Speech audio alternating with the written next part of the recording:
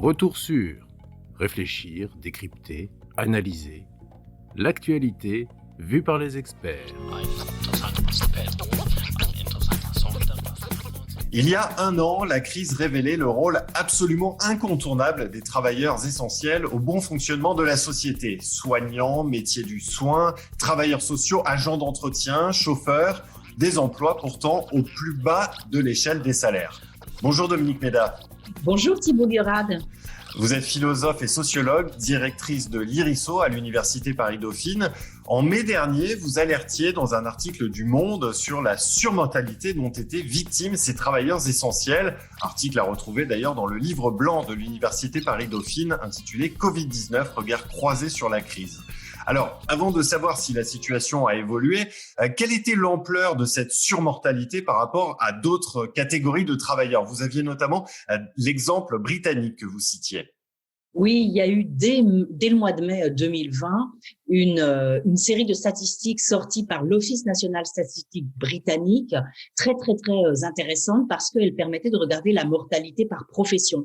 Et donc, ils avaient étudié une cohorte de 2500 personnes d'âge actif décédés du Covid, et ils regardaient quels étaient leurs métiers. Et alors, ce qu'on voyait très bien sur cette statistique, c'est que on avait une surmortalité. Alors, du côté des femmes, des métiers du care, les aides à domicile, notamment, et du côté des hommes, c'était les vigiles, les chauffeurs, les ouvriers non qualifiés du bâtiment ou les métiers de la vente. Donc voilà, ça c'était vraiment intéressant de voir ça. Et évidemment, c'est parce que c'était des personnes qui continuaient à aller travailler et qui, en début de pandémie, n'avaient pas de protection. Qu'en est-il de la France ? Alors là, en France, malheureusement, c'est plus difficile de faire ce genre de travail parce que la profession est mal renseignée sur les certificats de décès, et donc on a eu du mal à avoir, je dirais, des statistiques de surmortalité par profession. Mais néanmoins, on a un certain nombre d'enquêtes qui ont été déployées. Je pense à l'enquête Coconel, à l'enquête Epicov et d'autres travaux de recherche qui ont montré finalement qu'on avait une surmortalité dans certains territoires, notamment en Île-de-France et dans le Grand Est, mais quand on creusait un peu, on voyait que cette surmortalité, elle était dans des territoires très densément peuplés, mais aussi elle touchait des personnes qui vivaient dans des logements trop petits, des logements surpeuplés. Et il y avait comme ça on a réussi à mettre en évidence l'importance de toute une série de facteurs: logements trop petits, travailleurs qui se déplacent, bas revenus, comorbidité, parce que les comorbidités, elles sont aussi liées, c'est-à-dire diabète, hypertension, obésité, sont aussi liés aux bas revenus. Et finalement, comme l'enquête britannique ou des enquêtes aux États-Unis, on a vu qu'en France, c'était également les travailleurs essentiels les plus pauvres qui étaient, ou leurs familles, par exemple, qui contaminaient leurs vieux parents, qui étaient le plus concernés. Retour sur réfléchir, décrypter, analyser l'actualité vue par les experts. Quels sont aujourd'hui les groupes de travailleurs essentiels sur lesquels l'attention des pouvoirs publics doit se porter en priorité ? Alors, en fait, au début, on n'avait pas tellement d'expressions consacrées. On parlait des travailleurs essentiels, on parlait des travailleurs clés, des travailleurs de première ligne. Et puis, peu à peu, les expressions se sont affinées. Et donc, maintenant, on parle des travailleurs de première ligne pour ce qui concerne le personnel de soins, médical et non médical. Et on parle de travailleurs de deuxième ligne pour les autres. Alors, pour les travailleurs de première ligne, il y a eu, comme vous le savez, le Ségur de la santé, et puis même encore des mesures récentes qui ont été annoncées par le ministre de la Santé, consistant en des revalorisations de salaire. En revanche, pour les autres, pour les travailleurs de deuxième ligne, il s'est passé beaucoup moins de choses, puisque lors du premier confinement, la ministre du Travail, Muriel Pénicaud, avait annoncé qu'il y aurait des mesures. Je rappelle que le président de la République avait dit qu'il y avait une forme de scandale à ce que les personnes les plus utiles utiles soient les plus mal payés. On s'était rendu compte, on s'était pris ça dans la figure, on s'était rendu compte qu'il y avait quand même une énorme contradiction.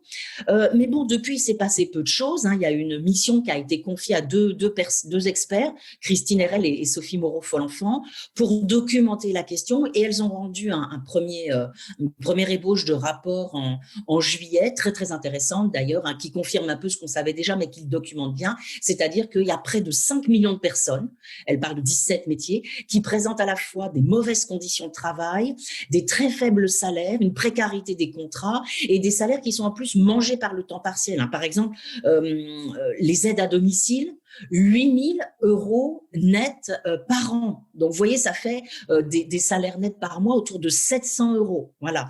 Alors, récemment, justement, il y a eu une annonce de l'augmentation des aides à domicile du secteur non lucratif, mais c'est pas encore fait. Et puis, il y a aussi la question spécifique des travailleurs des plateformes. On a vu beaucoup de livreurs, chauffeurs, qui le plus souvent sont contraints d'être indépendants. Alors justement, on va revenir sur la question des livreurs, mais d'abord, comment est-ce qu'on peut revaloriser ces métiers, notamment pour faire face aux difficultés de recrutement ? Alors, vous avez raison de dire qu'il y a d'énormes difficultés de recrutement. C'est ce qu'avait montré notamment le rapport Libaud sur toutes ces personnes qui s'occupent notamment des personnes âgées. Alors, des chercheurs nous disent depuis très longtemps ce qu'il faut faire. Il faut revoir notamment les classifications. Parce que vous savez qu'en plus de tout, il y a un véritable problème quand on compare les classifications relatives aux métiers des hommes et aux métiers des femmes. C'est-à-dire que les métiers des hommes souvent sont considérés comme techniques et donc il y a des coefficients qui permettent de donner une classification et donc une rémunération plus importante pour ces métiers techniques. Alors que pour les femmes, on considère souvent que leurs métiers sont le prolongement de leurs compétences naturelles et que de ce fait, ça n'a pas besoin d'être rémunéré. Donc, on a pas mal de chercheuses, je pense à Rachel Silvera, Séverine Lemierre, Florence Janicatrice, Nicole Gadret, qui ont mis tout ça en évidence. Et donc, on sait que ce qu'il faut faire, c'est revoir les classifications. Et c'est ce que le rapport rendu par les deux experts dont j'ai parlé tout à l'heure, est censé faire. Il est censé aider les partenaires sociaux à revoir ces classifications. Mais je pense qu'il faut aussi revoir les conditions de travail, parce qu'il y a par exemple, vous voyez, un caractère très émietté, très fragmenté du travail d'un certain nombre de métiers, notamment des aides à domicile ou des caissières, vous savez, avec beaucoup de temps non travaillé qui n'est pas payé. Et puis, il y a le problème de l'externalisation. Récemment, j'ai 2 collègues qui ont sorti un livre qui s'appelle 2 millions de travailleurs et des poussières sur les personnels d'entretien, là aussi avec je dirais les ravages de l'externalisation. Retour sur réfléchir, décrypter, analyser l'actualité vue par les experts. Pour ce qui est des travailleurs des plateformes, depuis quelques mois, au Royaume-Uni, Uber a reconnu le statut de salarié pour ses chauffeurs. Même chose en Espagne, où une loi reconnaît le statut de salarié aux livreurs de repas à domicile. Est-ce que de telles évolutions sont appelées à se généraliser, selon vous ? Écoutez, je l'espère très très vivement. On a travaillé depuis plusieurs années avec des collègues sur cette question. On avait sorti un petit bouquin qui s'appelle « Les nouveaux travailleurs des applis », où on mettait en évidence le statut très contraignant qui est imposé à ces travailleurs le plus souvent, puisqu'on on exige d'eux en général qu'ils soient des indépendants, alors même que leur travail ne l'est pas et qu'ils n'ont qu'une très faible autonomie.